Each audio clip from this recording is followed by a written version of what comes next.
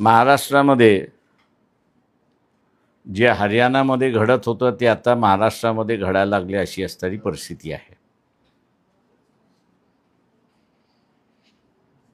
माऊली सूत हा 18 वर्षाचा धनगर समाजाचा विद्यार्थी आहे। कॉलेजमध्ये जात होता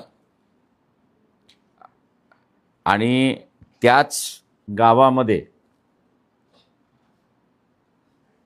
रोहिणी नावाच्या असणाऱ्या एका मुलीबरोबर त्याचे संबंध होते। त्या संबंध जुळणार नाहीत असं या माऊली सूतच्या आईने आणि वडिलाने त्या मुलीच्या असणाऱ्या आई वडिलांना सांगण्यात आलं। रोहिणी ह्या असणाऱ्या मराठा समाजाच्या आहेत।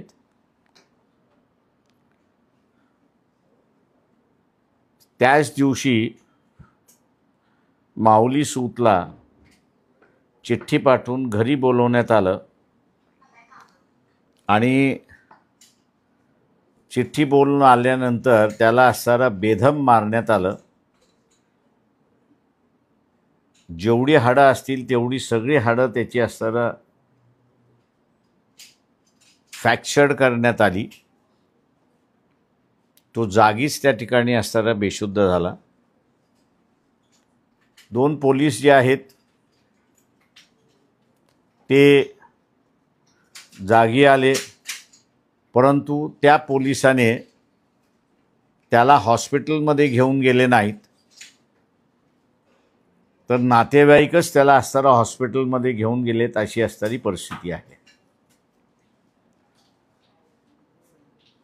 2 दिवस तो सेमी कॉन्शियसनेसमध्ये होता आणि 2 दिवसानंतर तो असणारा अनकॉन्शियस झाला आणि 9 जानेवारीला